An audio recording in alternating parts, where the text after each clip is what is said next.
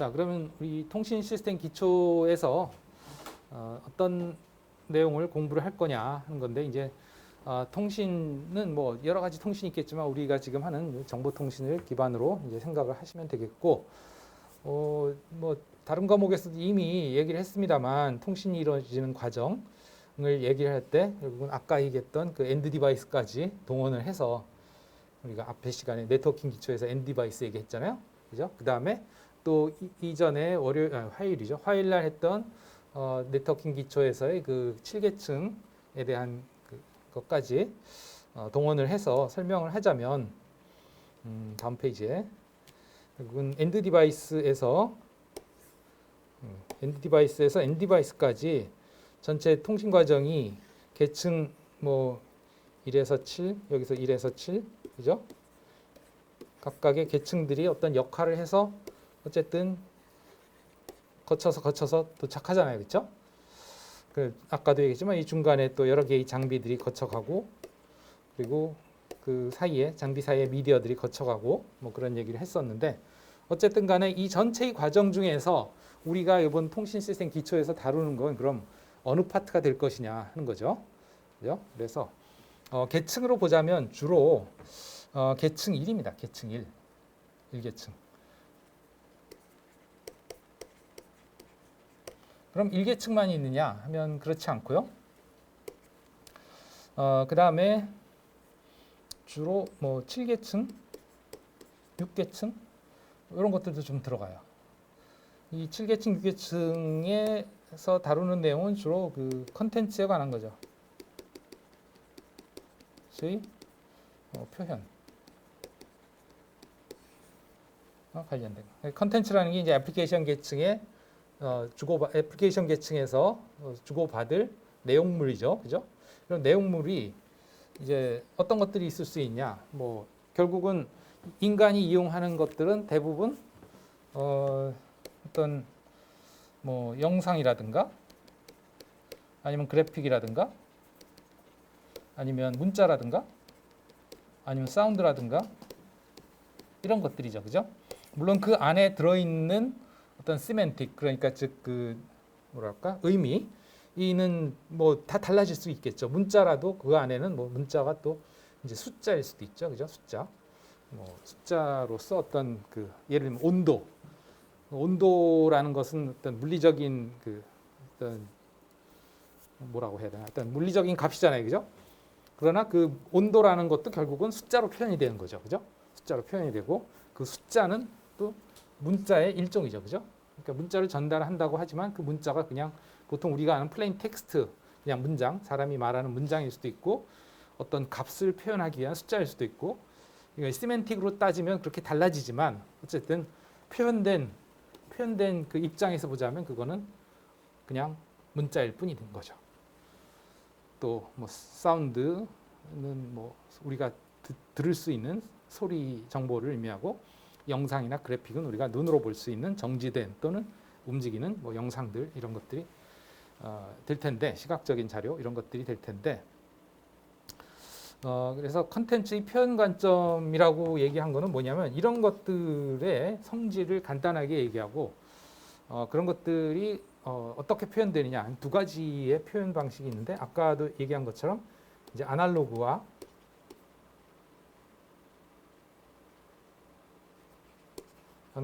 디지털이 있다 이게. 그래서 어떤 정보는 태생적으로 아날로그이고 어떤 정보는 태생적으로 디지털이죠.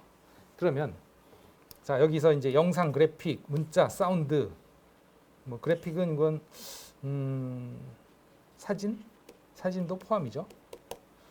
근데 이미지, 그림 뭐 이런 것들 다 봤을 때 어떤 것이 대표적으로 아날로그일 것 같아요? 이 중에 어떤 것이 아날로그이고 어떤 것이 디지털이다 이렇게 이해할 수 있을 것 같아요. 자, 예를 들어서 영상이다. 그러면 그거는 아날로그일까요? 디지털일까요? 디지털입니다. 디지털이다. 예. 그 이유는요? 일단 아날로그 하면 네. 일단 영상 자체가 디지털 자료에 포함되게 때문에 디지털 자료라 해야 되지 않습니까? 영상 자체가 디지털 자료에 포함된다. 예, 틀릴 수도 있지만 혹시나 해서 아니 그러니까 그 이유가 뭘까요? 디지털인 이유가 디지털에 속하니까 디지털이다 그러면 좀 이상하죠? 사람은 사람이니까 사람이다 그러면 좀 이상하잖아요.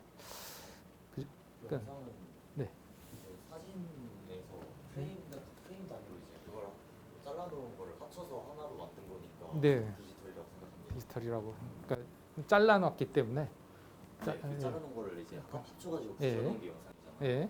그렇기 때문에 이제 그걸 디지털이라고. 그래요. 그 왜 우리 초등학교 때 그런 장난을 하는지 모르겠는데 저희 때는 수업 시간에 심심하면 수업 안 듣고 예, 장난을 많이 쳤는데 그 책 교과서가 있으면 그 귀퉁이에 이렇게 야구방망이를 하나 그려요. 야구방망이를 하나 그리고 그 다음 페이지에 야구방망이 약간 기울여서 또 그리고 또 약간 기울여서 그리고 계속 페이지를 넘겨가면서 그래가지고 따르르 넘기면 어때? 야구방망이가 휘둘러지는 게 나오잖아요. 그거 아날로그인가요? 디지털인가요? 아날로그죠. 왜 그렇죠? 이제 그것- 종이 예. 말씀하세요. 그것도 그렇게 영상이잖아요. 그것도 움직이는 영상인데 그것도 한 장 한 장 이렇게 프레임으로 나눠져 있는데요. 방금 아까 디지털이라고 했죠? 그런 게 그러면 디지털인가요? 그거 사용하는 매체에 따라서 달라요. 매체에 따라서 어떤 매체로 하면 디지털인가요? 전자기기를 사용해서 전자기기. 디지털. 옛날에 그 혹시 브라운관 TV라고 들어봤어요? 네. 전자기기죠. 네. 거기에서 TV에서 나오는 영상은 아날로그일까요? 디지털일까요? 방송사에서 써주는 예. 거니까 예. 디지털이죠. 옛날 그 브라운관 TV 시절에는 대부분이 아니고 브라운관이라는 그 표현 매체 자체가 아날로그예요. 네. 그 디지털로 바뀐 거는 그 이런 그 LCD나 LED나 뭐 OLED나 이런 평판 TV 이런 걸로 바뀌면서 디지털로 바뀐 거예요. 사실은 아날로그입니다. 예, 그건. 영상은 그것을 디지털화할 수는 있죠. 그러나 태생은 아날로그예요. 우리가 눈으로 보는 게 영상이잖아요. 그죠? 움직이는 그 눈으로 보여지는 이거는 아날로그죠. 네. 그것을 디지털화할 수는 있어요. 그러면 음성은 어떨까요? 음성은 음성도 이제 아날로그. 저희 목청에서 여기서 성대가 떨리고 그것이 기도와 구강을 또는 비강을 통해서 나오면서 아날로그 파가 나오는 거죠. 음파가 또 아날로그요. 자, 그러면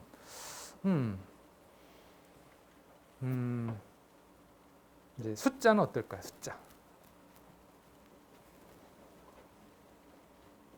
아까 뭐 숫자는 아날로그. 숫자는 아날로그다. 왜 그렇죠? 기원전부터 이제 기원전부터 고대 때 고대부터 어쨌든 그 뭐 벽화에 그려져 있던 뭐 파피루스에 써 있던 0, 1, 2, 3, 4가 옛날부터 있었으니까 옛날부터 있었으면 다 디지털일까요? 아날로그일까요? 그거는 네. 사용하는 방식이 변하는 따라서 달라요. 예. 숫자라는 것의 본질은 변했나요? 변리셨습니다. 본질은 변하지 않았죠. 디지털의 그 어원이 뭔지 아세요? 디지털의 어원이 디지트가 그게 어디서부터 온 거냐 하면 손가락에서부터 왔습니다. 그 손가락의 개수는 어때요? 딱 그 개수가 한정돼 있죠. 무한히 많지 않죠. 그 디지털의 의미가 그거예요. 이게 정해진 그 개수만으로 표현되는 것. 그게 디지털의 개념입니다. 아날로그는 그게 정해져 있지 않아요. 무한히 있어요. 예를 들면 온도계 같은 경우에 그 알코올이나 수은 온도계 해가지고 왜 그 빨간색으로 이렇게 뭔가 눈금이 오르락내리락 하는 온도계 있잖아요. 그게 아날로그의 대표죠. 그거는 그 온도의 레벨의 변화가 완전히 연속적이죠. 그 레벨의 변화의 가지수가 무한히 있어요. 그러니까 1도에서 예를 들어서 10도에서 11도까지 가는 사이에 1도가 있지만 그 1도 안에서 눈금이 무한히 많은 거죠. 알겠어요? 무슨 얘기인지? 그런 게 아날로그거든요. 우리 눈으로 보는 것도 그렇잖아요. 눈으로 보는 것도 여기서부터 여기까지 공간이 있는데 이게 그 여기서부터 여기까지가 뭐 한정된 개수가 있는 게 아니지 무한한 그 공간이 있는 거죠. 이 안에. 그죠? 요 사이도 무한한 공간이 있고 요 사이도 무한한 공간이 있고 그걸 어쨌든 시각으로 보는 거. 물론 그 시각의 해상도로 따지면 그 눈이 구분할 수 있는 그 위치에 가지수는 있겠지. 그러나 실질적으로 이거 자체는 뭐 물론 원자 단위로 들어가면 어떤지 모르지만 원자 안에 세계 전자, 뭐 양성자, 중성자 그 안에 또 뭐가 있을지는 우리가 인류가 못 밝혀냈어요. 어쨌든 간에 뭐 그런 것까지 들어간다면 그걸 뭐 개수로 나눌 수 있냐? 개수로 나눌 수 없고 그냥 연속적으로 무한하다 이렇게 볼 수 있는 거거든요. 어쨌든 이런 다양한 컨텐츠의 표현 방식이 이제 아날로그냐 디지털이냐. 그럼 태생적으로 숫자 같은 거는 이제 디지털이다. 또는 텍스트 같은 것도 그래요. 텍스트도 물론 글씨의 그 폰트 정보까지 얘기하자면 또 얘기는 달라질 수 있어요. 예를 들면 여러분들이 쓰는 글씨는 10명이면 10명, 100명이면 100명 다 글씨체가 다르죠. 똑같은 가라는 글씨를 써도 네가 쓴 거, 내가 쓴 거, 제가 쓴 거 다 틀려요. 그러나 본질은 뭐예요? 가죠. 그죠? 가라는 글자예요. 이 가는 그러면 가 말고 뭐 무한히 글자의 그 조합이 있느냐? 없다 이거예요. 한글 조합. 그 자음 몇 개, 모음 몇 개로 조합해낼 수 있는 글자의 개수는 한정이 돼 있죠. 그죠? 그러니까 얘는 태생적으로 본질이 디지털이에요. 아무리 우리가 손으로 써도.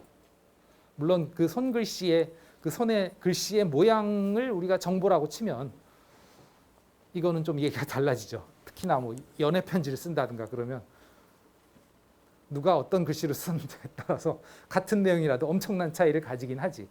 그거는 별개의 정보죠. 글자 외에 들어있는 정보지. 그렇지만 글자 그 자체에 들어있는 그 뭐라 그럴까? 글로서의 정보를 본다면 그건 디지털이다. 이렇게 얘기할 수 있죠.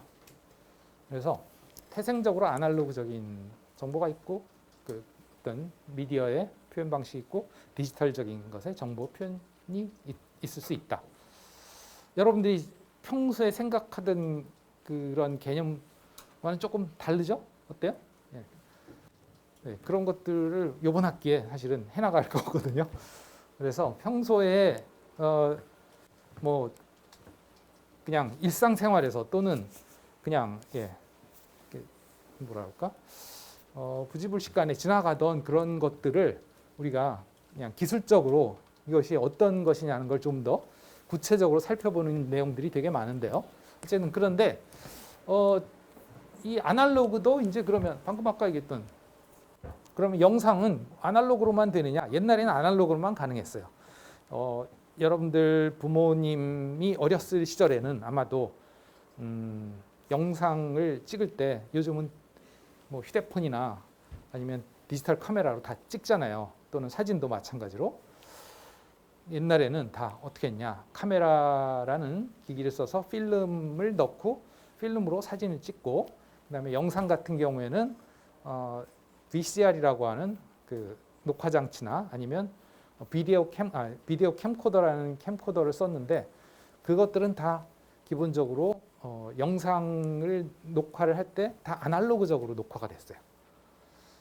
여러분들도 뭐 비슷한 그런 매체로서 써본 게 있을 텐데 카세트 테이프 써본 학생 있나요? 카세트 테이프 꽤 있네요. 네. 조금 연식이 있는 학생들인가 봐요. 네. 카세트 테이프가 대표적인 아날로그 매체죠. 사운드. 요즘은 근데 그거 안 쓰죠. 그죠? 다 휴대폰 안에 그냥 파일로 들어가잖아요. 그죠? 그건 다 디지털이란 말이야. 근데 우리 소리로 들을 때는 어떻게 들어요? 그때는 아날로그예요. 또 디지털이 귀 안에 들어오는 건 아니죠. 우리 귀로 들릴 때는 아날로그가 들려요. 여러분들이 0101을 들으면서 아 이거 아름다운 음악이네 그러지 않는단 말이죠. 그죠? 네, 아날로그적인 파의 소리를 듣는 거죠. 어쨌든 그래서 이런 아날로그 신호가 태생적으로 아날로그라 하더라도 당연히 이제 그걸 디지털로 변환을 할 수가 있어요. 표현 방식의 변화죠. 그래서 이번 학기에 하는 내용이 요 76 이게 바로 그거예요. 그러니까 아날로그 신호와 디지털 신호의 표현 방식에 관한 얘기죠. 네. 그게 이제 요 계층에 속하는 내용이라고 보시면 되겠고, 그러면 그렇게 표현된 정보가 이제 내부에서 뭐 어떻게 되든 간에 그 대부분 이제 디지털 01로 바뀐단 말이에요. 요즘에 대부분의 기기나 장비는 통신기기들은 다 디지털 통신을 하니까 그러면 그렇게 됐을 때 그 0과 1을 이제 전송을 해야 되는데 그러니까 여기서 여기까지 이동을 하려면 어쨌든 전송을 해서 수신을 해야 되잖아요. 그죠? 그 과정에서 물리적으로 실제로 신호가 전달되는 과정, 그 부분을 보겠다는 거예요. 그게 이제 1계층이죠. 1계층. 물리적인 전달. 알겠죠? 그러면 이번 학기에 치중하는 거는 아까 얘기했던 그런 신호의 표현, 그거 플러스 그렇게 표현된 신호가 여러 계층을 거쳐서 이 7계층, 6계층에서부터 1계층까지 내려가야죠. 이 과정에서는 대부분 이제 컴퓨터 내부에서 어떤 그 디지털적인 처리가 일어나는 거죠. 뭐 거기에 여러분들이 1학년 때 뭐 배운 바에 따르면 그러한 디지털 스트림을 뭐 압축을 하기도 하고 뭐 암호화를 하기도 하고 또 뭐 TCP에서 뭐 헤더를 붙이기도 하고 자르기도 하고 뭐 또 IP에서 헤더 붙이고 앞에 주소 붙이고 뭐 뒤에 뭐 붙이고 뭐 TTL 값 붙이고 어쩌고저쩌고 뭐 막 하죠. 그죠? 또 맥 주소 붙이고 어쩌고저쩌고 막 한단 말이에요. 그런 것들이 각 계층에서 벌어지는 일이에요. 어쨌든 그래 봤자 그건 다 뭐야? 0과 1들의 조합이죠. 다. 그건 이제 이 엔드 디바이스 장치 안에서 이루어지는 일들이에요. 그 부분들은 그냥 무시하고 그렇게 해서 최종으로 그러면 만들어진 0과 1들의 스트림을 상대방 기기에 0과 1로 도착할 때까지 전달을 시켜야 되는데 그 과정이 그러면 어떻게 돼야 되느냐 하는 거죠. 그러면 목표는 뭐냐 하면 목표는 결국은 어느 한 지점에서 다른 장치까지 계속 어느 장치에서 다른 장치, 그 다음 장치, 그 다음 장치 이렇게 가는 거잖아요. 그죠? 그럼 여기서 이 구간에서 가는 신호와 이 구간에서 가는 신호는 다를 수도 있어요. 예를 들면 여기는 뭐 와이파이 무선 구간인데 여기는 유선 구간일 수도 있는 거죠. 예를 들면 여기 공유기가 있다. 그러면 내 휴대폰에서 공유기까지는 무선 와이파이죠. 그러나 이 공유기에서 뭐 우리 집에 들어와 있는 모뎀까지 또는 우리 집 밖에 있는 그 통신사의 기기까지는 장비까지는 유선이겠죠. 그죠? 이런 식으로 뭐 유선과 무선이 각 구간마다 섞여 있을 수 있어요. 어쨌든 좋은데 그럼 이 각 구간에서 결국은 1계층에서 여기에서 만들어진 1010을 여기에서 1010으로 정확하게 수신이 되도록 해줘야 된다 하는 거죠. 정확하게. 그것이 우리가 통신 그 과정에서의 어떤 정확성, 이 부분이 만족이 돼야 되는 거예요. 그래서 우리가 1계층에서 만족해야 될 것들이 어떤 것들이 있냐 했을 때 제일 먼저가 이제 정확성이죠. 정확성. 제대로 전달이 돼야 된다. 1을 보냈는데 0이 되면 안 되는 거죠. 그럼 어떤 경우에 1을 보냈는데 0이 되냐 하면 중간에 노이즈가 들어가는 경우입니다. 노이즈는 뭐죠? 노이즈는 그 소리에 좀 녹음한 거 틀어볼 때 보면 네. 이런 네네. 거 나는 소리가 노이즈로 알고 있습니다. 네, 그 노이즈는 그래서 뭐라고 우리나라 말로 하냐면 뭐라고 할까요? 예? 잡음이라고 해요. 잡음. 잡이라는 거는 그야말로 우리가 왜 듣보잡 그러잖아요. 그 잡자죠. 예. 그러니까 원래 필요한 것이 아닌 나머지를 우리가 잡이라고 하죠. 잡. 음은 소리죠. 그죠? 그러니까 원래 내가 보내고자 했던 듣고자 한 그 음이 아닌 그 외에 들리는 소리, 그걸 잡음이라고 표현할 수 있죠. 그죠? 그러면 지금도 여기에서 내가 말하는 말이 여러분들한테 정확하게 들리려면 저런 뭐 저기 뭐죠? 프로젝터에서 나는 팬 소리라든가 또 무슨 에어컨이 틀어져 있으면 에어컨에서 나는 팬 소리라든가 또는 밖에서 다른 학생들이 시끄럽게 떠들리는 소리 이런 것들은 우리가 그 수업하는 동안에 내가 말하고 여러분들이 듣는 그 과정에서 필요한 소리들이 아니죠. 이런 게 이제 잡음이 되겠죠. 예. 그러면 이런 잡음이 뭐 레벨이 작을 때는 상관이 없으나 레벨이 커지면 소위 내가 말하는 소리보다도 그런 잡음이 커지면 어떻게 되겠어요? 여러분들이 내 말을 잘 못 듣겠죠. 그것처럼 디지털에서 마찬가지로 1과 0에 대한 어떤 신호를 보내는데 중간에 지나가는 과정에서 어떤 원인에 의해서 잡음이 너무나 레벨이 커져서 도저히 0과 1이 분간이 되지 않을 정도가 되면 이제 1인지 0인지 판단을 못하니까 제대로 수신을 못하게 된다 하는 거죠. 또 어떤 경우가 있을 수 있냐면 잡음뿐만 아니라 이게 전송거리가 멀어지면 내가 여기서 아무리 크게 떠들어봐야 저기 저 안양천 건너에 있는 사람이 들을 수 있겠어요? 맞습니다. 안 들리잖아요, 그죠? 그러니까 거리에 따라서 신호가 줄어든다 하는 것도 큰 문제가 되죠. 말도 그렇지만 전자파도 마찬가지예요. 휴대폰을 공유기에 붙여서 쓰는데 내가 집에서 이제 나와가지고 막 버스 정류장으로 걸어가면 그 휴대폰이 공유기에 연결이 돼야 안 돼요. 안 되죠. 왜? 전파가 약해서. 잡음이 문제가 아니고 전파가 약해서 도달이 안 되는 거죠. 그죠? 이런 것들이 이제 어떤 신호의 그 정확성을 해치는 그런 요인이 될 수 있어요. 네. 또 어떤 것들이 있냐면 또 중요한 게 신속성이 있죠. 여기서 여기까지 전달을 하는 데 있어서 여기서 전달을 했는데 여기에 1년 뒤에 도착하면 안 되겠죠. 그죠? 즉시성으로 신속하게 전송이 될 수 있어야 돼요. 그것들이 중요하죠. 그래서 이 정보통신의 목적에 뭐 여러 가지가 있겠습니다만 이 계층 1에서 계층 1이죠. 여기 있겠지만 수업 어디 지워버렸는데 어쨌든 계층 1에서 그 해야 될 그 목적 중에 하나가 정확성, 신속성, 그 다음에 또 뭐 돼 있냐면 효율성도 있습니다. 효율성.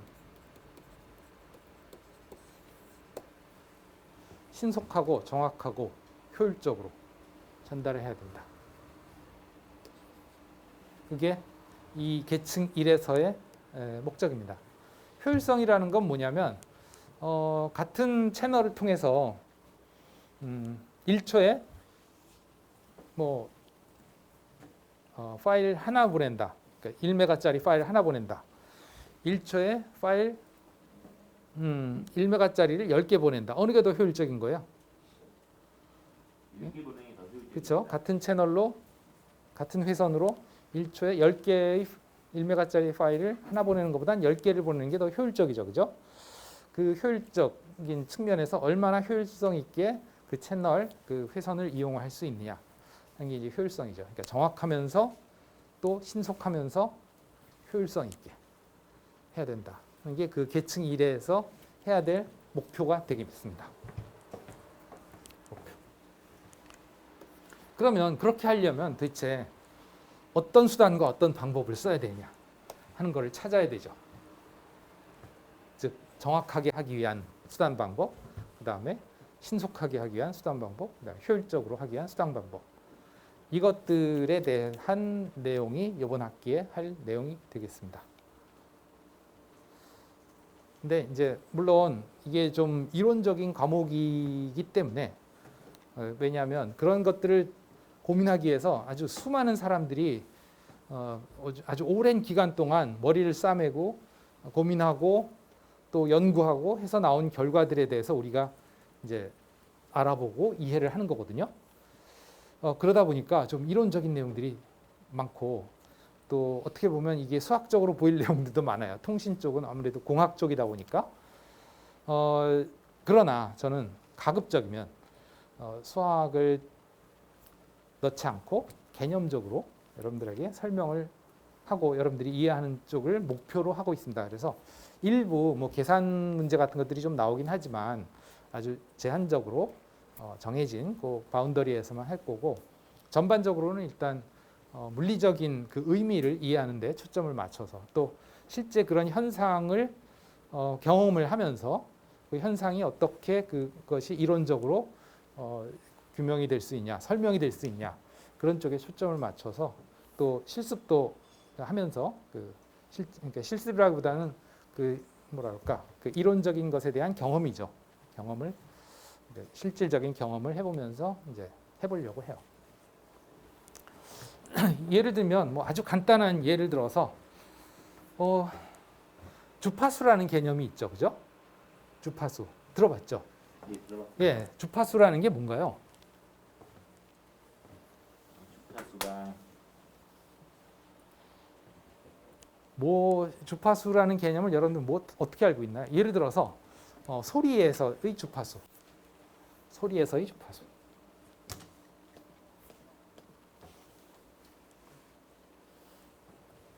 소리에서의 주파수란 무엇이다? 진동. 진동을 어떻게 표현한 거예요? 그러니까 진동을. 그 뭐다 헤르츠였나 그런 기억이 나는데 헤르츠. 예, 주파수의 단위가 헤르츠다.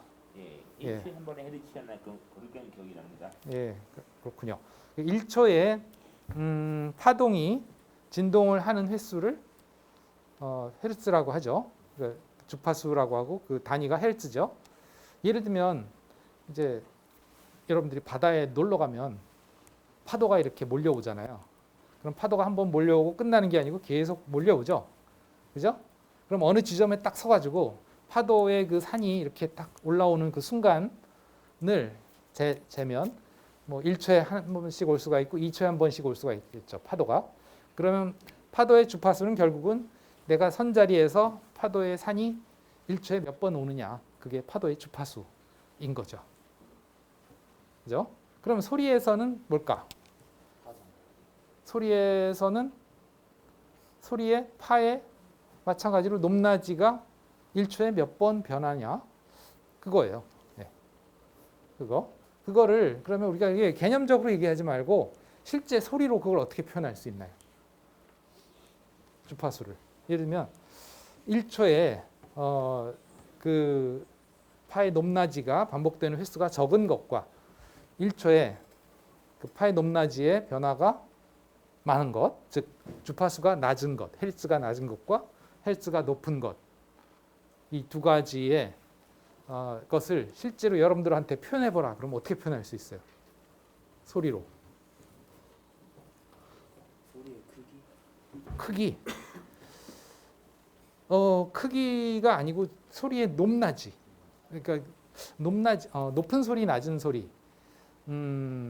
그것이 소리의 크기는 아니고요. 알토냐, 소프라노냐 그 차이죠, 그죠? 어냐, 어냐 그 차이죠. 네?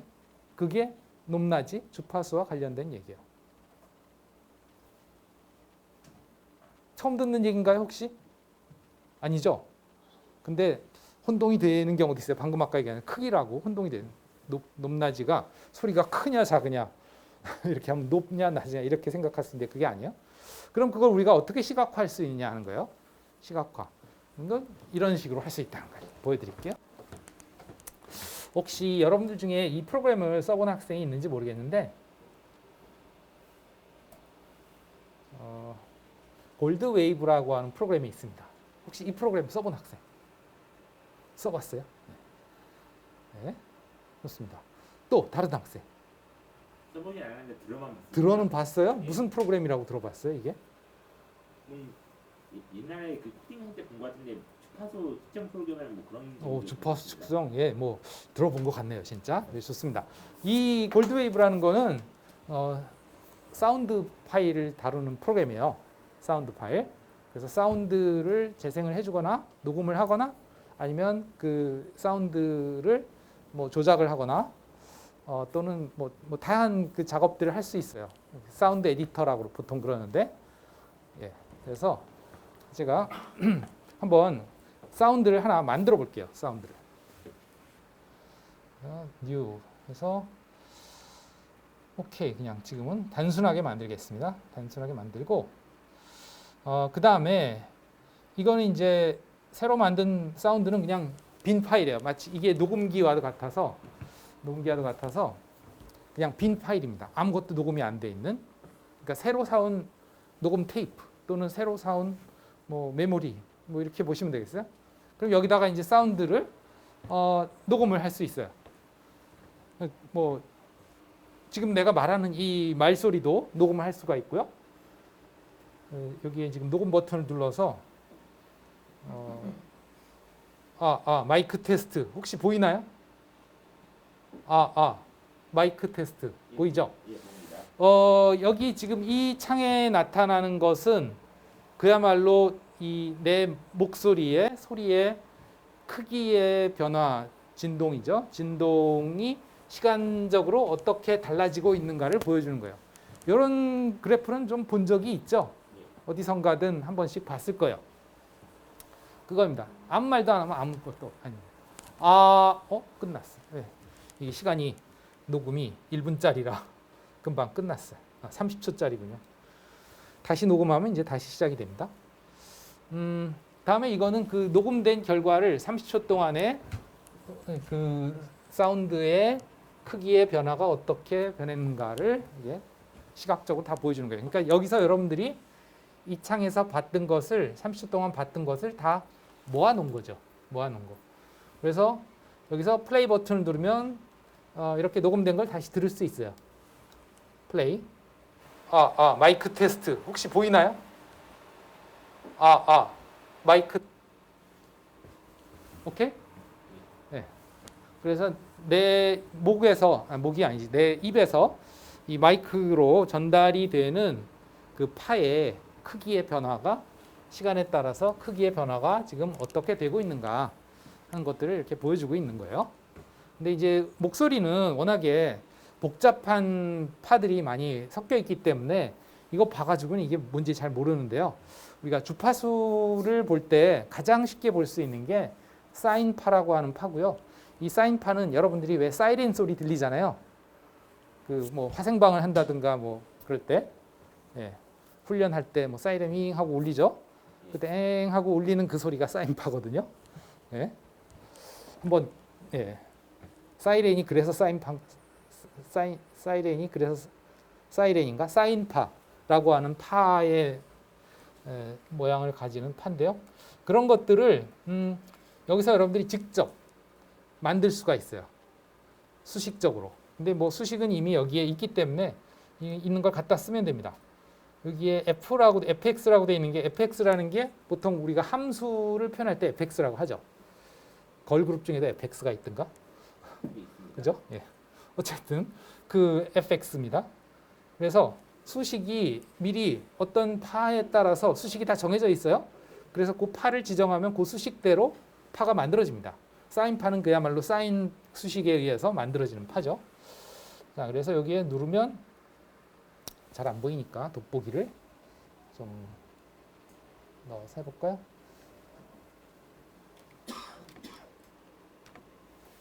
돋보기 플러스 이렇게 해서 보면 여기에 그 웨이브스라는 항목이 있고 이게 왜 클릭이 안 되냐? 네, 웨이브스를 클릭하면 여기에 사인파라고 있습니다. 사인, S-I-N-E. 그래서 이걸 선택을 하면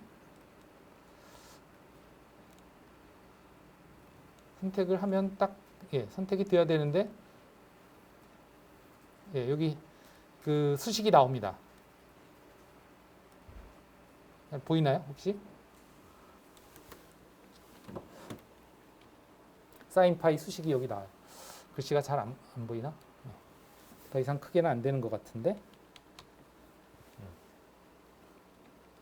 이게? 아이고. 사인 뭐 2파이 ft 인데 이렇게 돼 있습니다. 이걸 사인 괄호 열고 2 파이 f t 이게 사인 파의 식인데요. 뭐 2는 2고 이게 다 곱하기예요. 파이는 여러분들이 아는 3.14 그 파이고요. 그 다음에 이 f라는 게 아까 얘기했던 진동수 초당 몇 번 진동을 하느냐, 똑같은 모양이 몇 번 진동을 하느냐. 그리고 이 t는 이제 시간에 따라 변한다. 그러니까 시간에 따라서 그려져라 하는 소리예요. 왜냐하면 시간이 지금 여기서 여기까지가 30초거든요. 그러니까 30초 동안 t를 계속 0에서부터 30까지 변화시키면서 그림을 그려줘라 하는 그런 뜻이에요. 그러니까 정해진 주파수 이건 이제 정해야죠. 뭐 여러분들이 뭐 1초에 100번이 변하게 하려면 이걸 100으로 해주면 돼요. 그러면 이제 t는 계속 0초에서 30초까지 녹음을 할 테니까 t는 계속 변하면서 f에 대해서 이제 사인을 그려주는 거죠. 그래서 여기 f가 지금 얼마로 돼 있냐면 500으로 돼 있습니다. 이걸 이제 조정하면 진동수가 바뀌는 거지. 주파수가. 네. 그래서 왜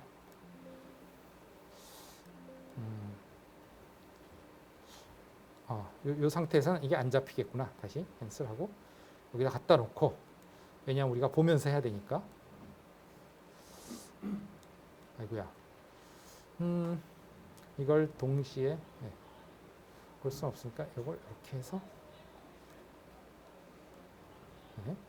이렇게 해서 다시 사인 파이프 이렇게 하고 한번 플레이를 해볼게요. 아직은 녹음을 안 하고 그냥 소리가 어떤 것만 들어볼게요. 이런 소리예요. 소리는 익숙한 소리죠. 이걸 좀 더 주파수를 높이면 정말 우리가 듣는 사이렌 소리쯤 될 것 같은데, 한 800? 500보다는 좀 더 높게. 조금 더 익숙하죠? 그죠? 이 정도로 한번 만들어 볼게요. 만들었습니다. 그 다음에 돋보기가 어디 갔냐? 네, 있구나. 다시 여기 와서 만들어진 팔을 들어봅시다.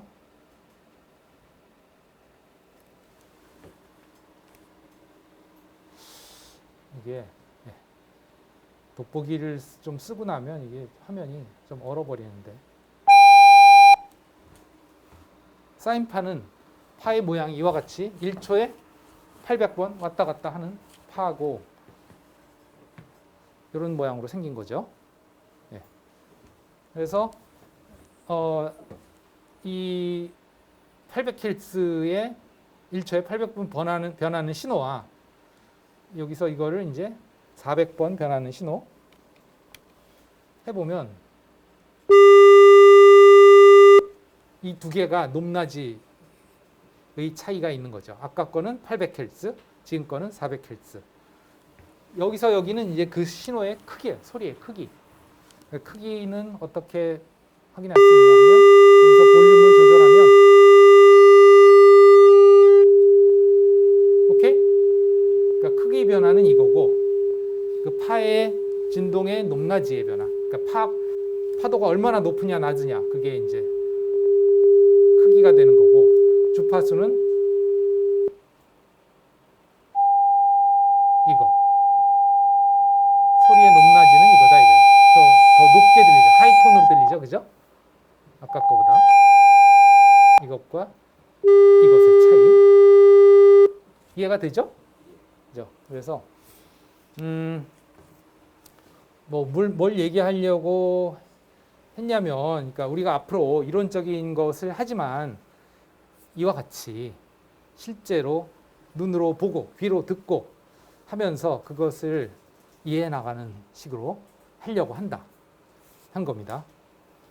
아직까지 우리가 뭘 어떻게 배우겠다는 게 다 드러나진 않았어요. 아주 일부만 좀 설명을 한 거고요. 다음 시간에 좀 더 재밌는 얘기들로 한번 꾸며보려고 하는데, 좀 어려웠나요? 어떤가요? 어려웠어요?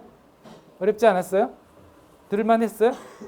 예, 앞으로도 계속 이렇게 들을만한 수업이 됐으면 좋겠습니다. 예, 수고들 했어요.